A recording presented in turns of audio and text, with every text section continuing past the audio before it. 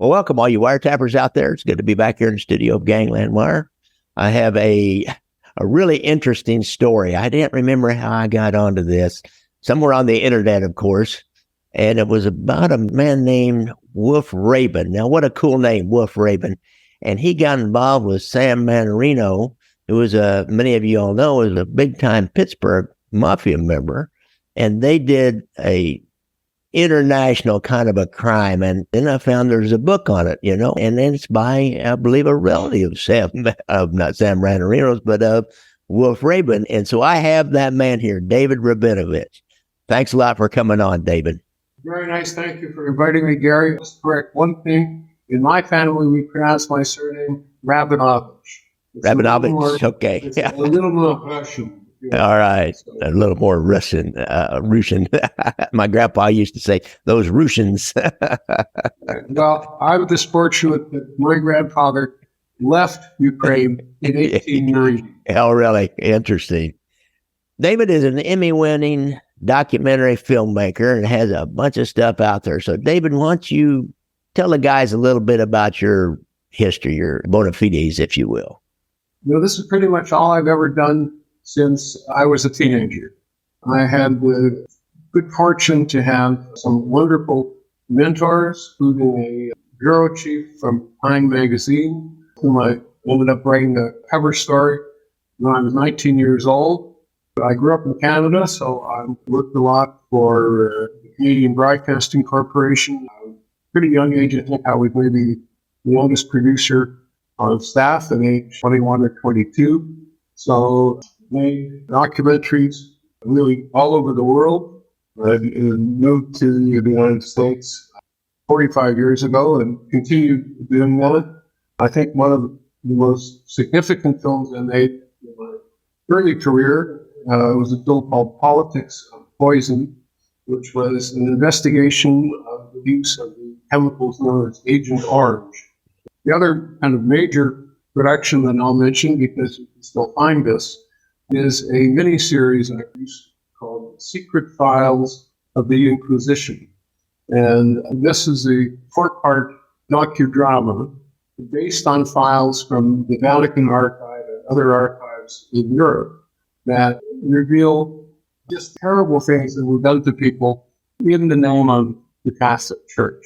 Moving to Jukebox Empire, the mob and the dark side of the American dream, I found some of the work rather similar because 5 years ago, the last 18,000 files that had been kept classified relating to the assassination of John F. Kennedy were declassified by the FBI, the CIA, and other agencies. And so plowing through, I can't say I read 18,000 files, but several hundred of them. Over 100 files contained references to my uncle and the activities that he was involved with, in particular in what the Department of Justice referred to as the largest money laundering scheme in history. So I'll pause there for you, and you can start wherever you like, Gary. All right. Well, David, that jukebox industry started with a guy named David Rabinovitch in Chicago, and the mob saw that vending machine opportunity, just like slot machines. It was, vending machines, cigarette machines. They've always been involved in those kinds of machines because there's a lot of cash money that goes through that. Plus, they use them in bars, and they always have all this interest in bars. And so it's just like a natural for the mob to be involved in the vending machine business. In this case, it's a jukebox vending machine business, and to launder other cash money through that. And so historically, that's been part of their business. Moving on to your story, you go across national, international boundaries. You go up into Canada. You've got connections in Canada yourself. Your family does, I think. Your relative, Wolf Rabin. Tell us a little bit about him, and how did he get connected with this mob boss named Sam Mannarino? Sure. Gary, you raise a number of points. I'll go back to the first thing you said and start with that connection. Now, David Rabinovitch, the jukebox pioneer, came from a little town in the province of Manitoba called Verdun, Manitoba.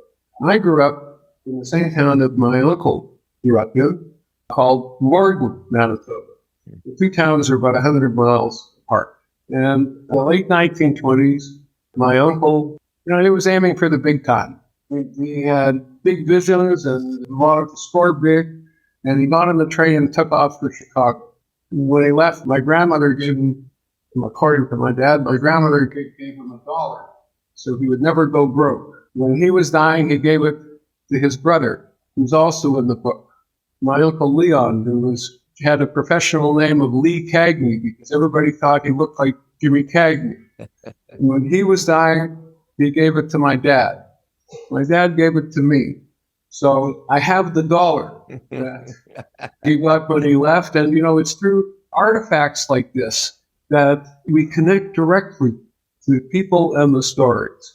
My uncle went to Chicago as a young man, and he was very adept at electronics. And he started out working in the early 1930s on the first car radios. And car radios, it was a phenomenon. Even in the middle of the Depression, if you could afford to buy a car, paid extra for the radio. It was just an amazing thing. So he made a lot of money at that. The war came along, continued to make radios, in this case, contracts for the U.S. Army and the Navy. Then after the war, contracts ended and his factory was quiet. And that's when the man you mentioned, Sam Mannarino, came into the picture. Sam calls up my uncle, says, let's meet. And Bill says, oh, why? What do you talk to me about? He said, well, you're good with electronics, and we can get the rights to a new jukebox that plays 30 records. Well, the most anything could play at the time was 10. So it was going to revolutionize the industry. You have to picture, this is 1945. Every jukebox in the United States, all 500,000 or 600,000 of them, needs to be replaced because the jukebox production had all stopped during the war. The factories were repurposed. And so my uncle asked Mannarino, well, why are you calling me? And he said, well, look, electronics, and here's the plans, take a look at it.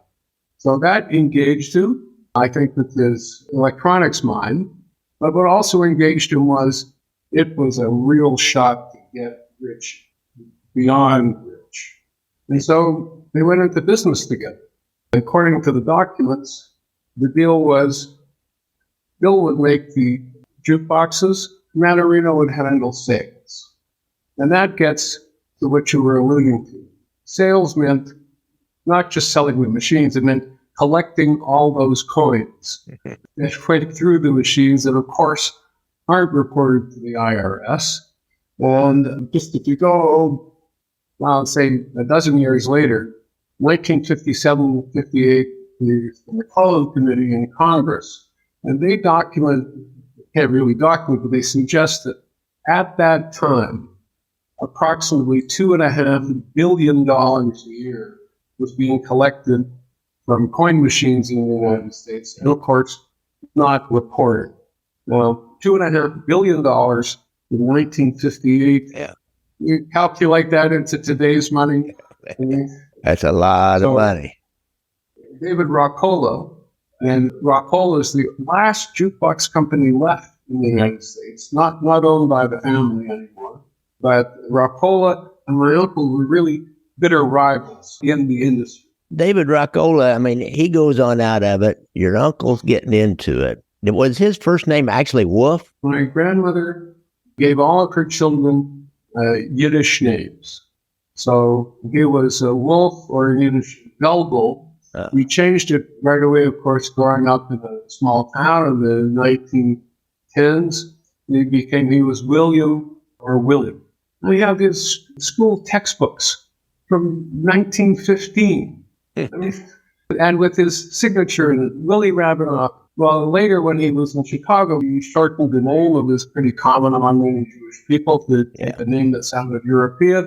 Well, he just took the first 5 letters and raped. At that point, really only the family would call him Wolf. as he got in with Sam Mannarino and as they started doing business together, the mob then has these international connections, especially in the 50s down in Cuba. There was a lot of money going down into Cuba, and they had a lot of business interests down there, and they were connected to the New York crime families, Mayor Lansky and all those.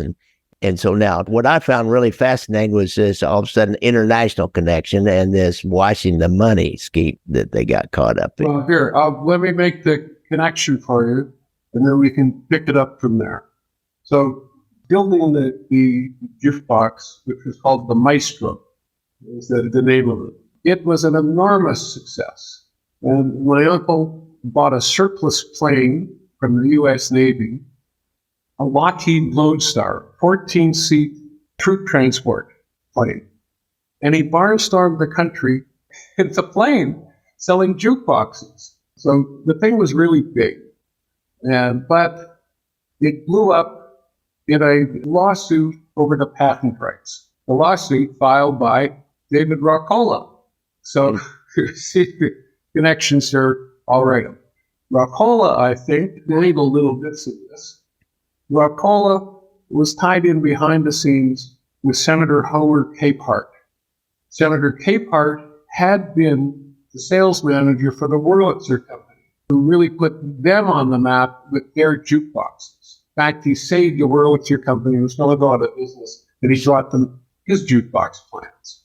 So, but then he went into politics, got elected, but behind the scenes, he did everything he could to protect his connections, shall we say, from the jukebox industry. And you can find more about this in Robert Kennedy's book, because Kennedy was the counsel for the McClellan Committee investigating the coin machine industry and labor racketeering in the late 1950s. The Maestro, Bill's jukebox, it all blew up when it went to the Supreme Court, and they actually sent the marshals into the factory to shut everything down. After that, his wife was pretty strong influence on him, and she said, Bill, you gotta get rid of these guys. This deal with the devil, they'll never let go of you. And he was pretty concerned because they'd invested a lot of money. He needed to build a foundry.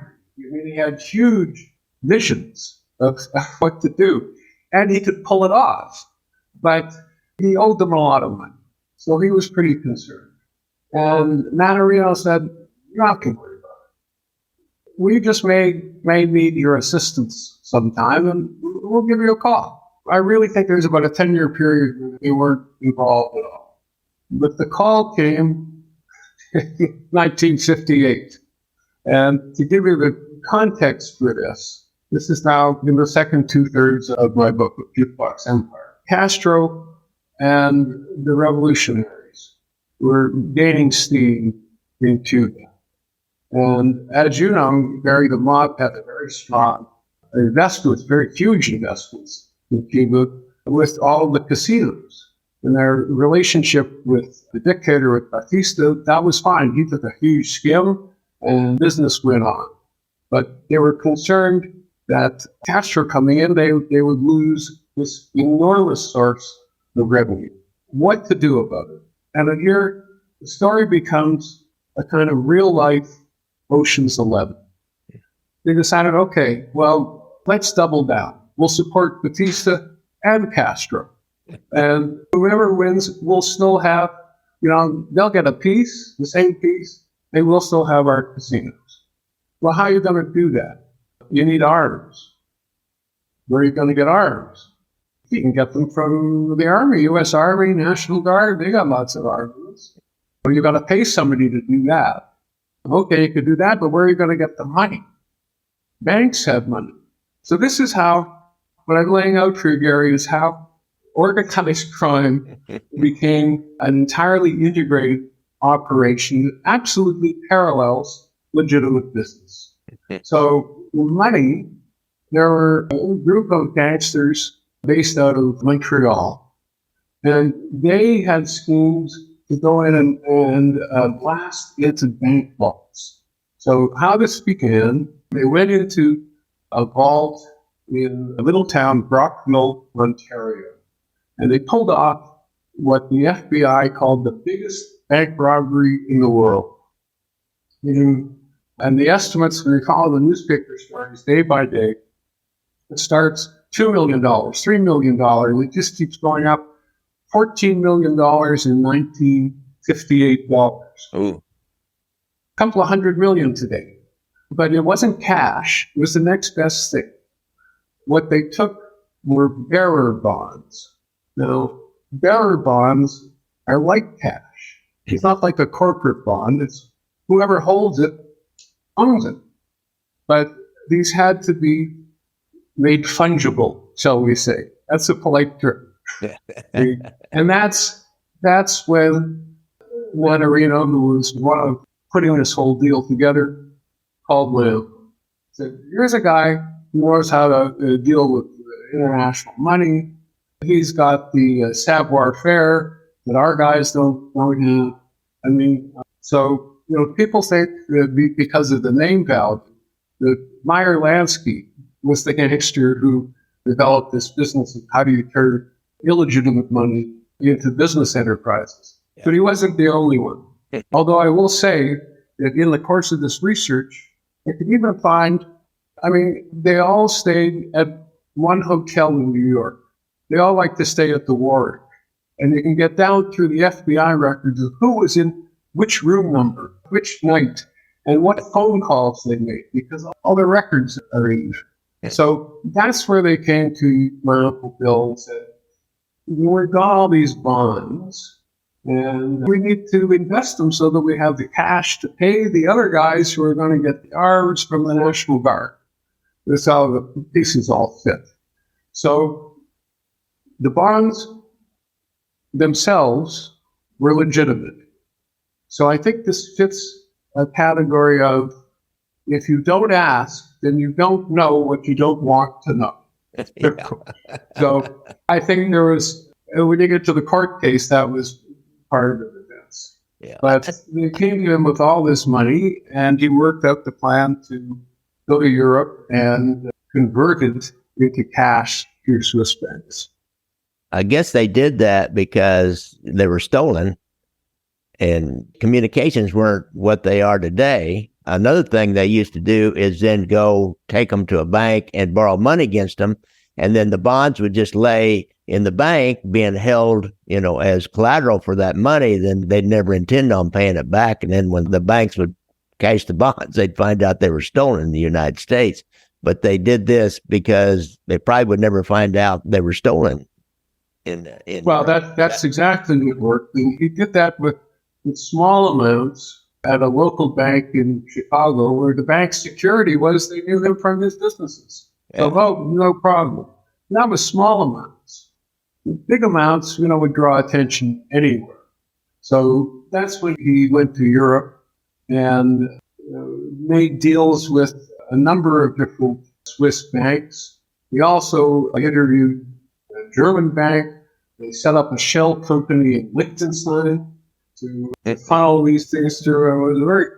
It's very out of Ocean's 11, very, very before Ocean's 11. It's the real thing. In fact, in the trial for the money laundering, they brought over a number of these bankers to testify.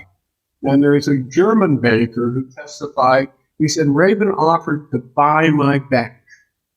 Now, if you're talking about nerves and thinking big, yes. The banker asked him, well, what's your source of financing? And the response, and this is all out of the trial transcript, the response is, we have unlimited financing. Every coin that came through every machine in the United States. Yeah. Unlimited financing.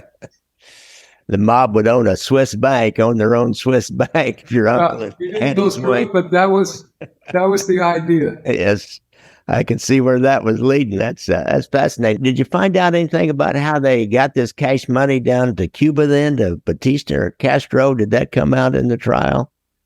Well, they didn't send the money to Castro. They got the armaments. The armaments came. So when I fill in the gaps here, I said, it's like any legitimate business. You need the product, you need the financing, you need the shipping, right? And so now they had the money. So then there's another whole crew that comes in, but a real dirty-ass bad guy named Joe Barola, who is a whole other story, but he was so tight with the CIA that after he was convicted in the gun running aspect of this, JFK pardoned him. And there was no reason ever made public. But I don't want to get too far ahead of the story to answer your question. Now they had the money going, but the money from the bank, just like anybody else would, except they blasted through 5 feet of concrete and steel. They set up the accounts in Europe, so now you had a draw on the money. Then they got another group who went into the National Guard Armory at Canton, Ohio, and drove out with 4 vans full of armaments, including over 300 M1 rifles and machine guns and mortars. Well, you need arms. The government has arms, so that's where you get them. Then they had the arms. Well, how are you going to get them to Cuba? You need transportation. They stole private planes from the docks in Cuba and Florida, and they had a fleet of Beechcraft and other arms ferrying the stuff back and forth. Well, of course, it drew the attention of law enforcement at different places. And the incident that's in my book is they were tracking a particular pilot, and Sam Mannarino had given the order to send this shipment of guns to Cuba. There's actually an air chase with the U.S. Border Patrol, and they were tracking it, and they forced the pilot down, and things unraveled from there. I guess this is why there was so much information in the Kennedy assassination files, because of the CIA and Cuba was all wrapped up in that. So then they jumped on this, and I would imagine the CIA probably glommed onto some of those guys and their transportation networks in order to help them when they get on into the Bay of Pigs. And so that's just a fascinating story, man. Well, that's exactly it. And it came to me in a rather interesting way.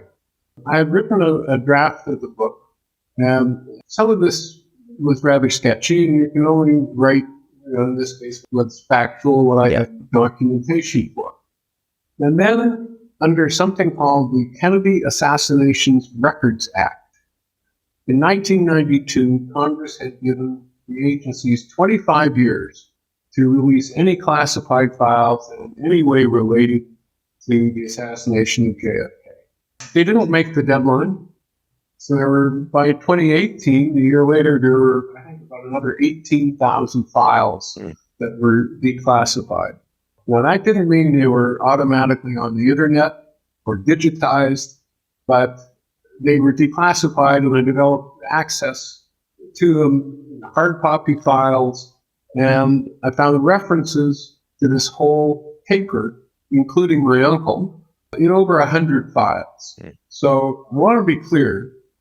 I don't think he or this group were in any way involved with the assassination of JFK.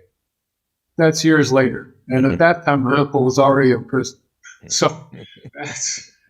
Don't spoil the ending there, but the connection, the agencies had collected all this under their various categories related to Cuba, and I think that's why it was suppressed quite recently. Sam Mannarino, did he get charged as part of the conspiracy here? I didn't really remember that from a story I did on him. In the money laundering trial, there were 4 men who were charged. My uncle, Wolf Rabin, Sam Mannarino, Norman Rothman, who was a nightclub and casino operator in Miami and Cuba, and a man named George Rosner, who was a German lawyer who had been my uncle's fixer dealing with the Swiss banks. The indictments were filed in 1959 to show the influence of the mob in Chicago, where everything was filed. It didn't come to trial for 3 years. Nobody wanted to touch it. And when they finally brought it, and even the first judge retired rather than adjudicate the trial. When it finally came to trial, the first 23 witnesses were excused. Nobody wanted to be on the jury. The judge threw a shit fit. They made a circus out of this courtroom before anything started. Those are the four who were indicted in the trial. My uncle's lawyer was, first name escapes me. His last name is Gormer. And he was Jimmy Hoffa's lawyer. When the Teamsters leader was on trial. So you see how right in there, all these people were, if you need a good lawyer, why you get Hoffa's lawyer? And they all had the lawyers who were all part of this. Yeah. So there's another, Sam Mannarino's lawyer, not for this trial, but in earlier events was Charlie Margiotti. And Charlie Margiotti had been elected Attorney General of the state of Pennsylvania. He was the first Italian American to hold a statewide office in Pennsylvania, and he was their guy. So when he was actually, he worked closely with my uncle because they made Margiotti, he was the front man. He was the chairman of the board of the Jukebox Company. He was also Mannarino's representative on the board of directors of the Pittsburgh Pirates. So you can see where they're, and also, I mean, the Mannarinos, they owned oil wells in Pennsylvania. They owned mining interests. So this was all connecting it just led me into all these paths because I really like a dog with a bone with the research, as I'm sure I could tell. You are, and as a detective, you get onto something and you just have to know more and what happened next. My uncle was indicted, Mannarino was indicted, Rothman was indicted. The district attorney really screwed up because when they called up the indictments, he didn't produce Rothman. The judge said, well, the defendant has to be present. He said, well, I can't get him here. He's already in prison on the gun running charge.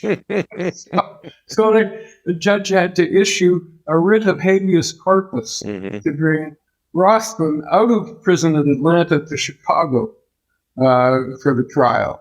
But one by one, they got out. They decided Rothman, he fixed it.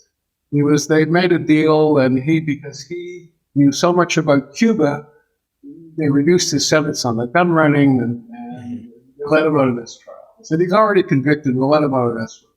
The German lawyer, he convinced them that he didn't know anything about any of it other than making these introductions. Well, come on, really? Sam Mannarino, I'm pretty convinced from everything I've read, he fixed it. You only need one guy on the jury to dissent. Yeah. You just need 1 out of 12. And that's what these mob lawyers were known for. That you could fix the jury, that was the easiest thing to do.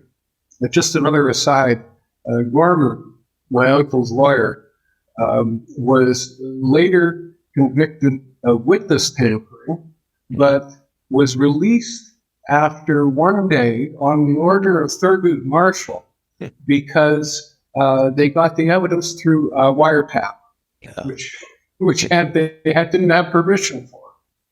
Finally, it gets down to, so Mannarino gets off. And then what my uncle told his sister, he said, well, somebody had to take the fall. Yeah.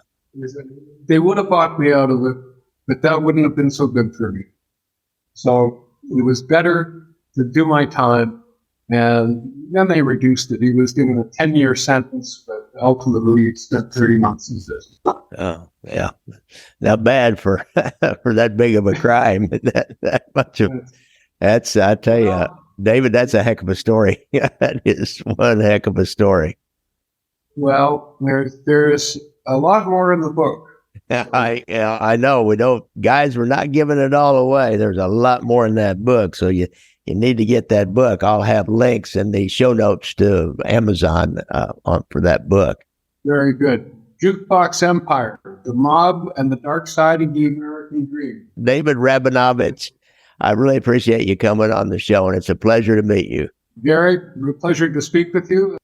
Don't forget, I like to ride motorcycles, so look out for motorcycles when you're out there driving around. And if you have a problem with PTSD and you're a vet, go to the VA website and get the hotline number. If you have a problem with drugs or alcohol, our good friend Anthony Ruggiano has a hotline number, and he works in and runs a treatment center down in Florida, but he can help you no matter where you are in the United States. It's a toll-free number. So thanks a lot, guys.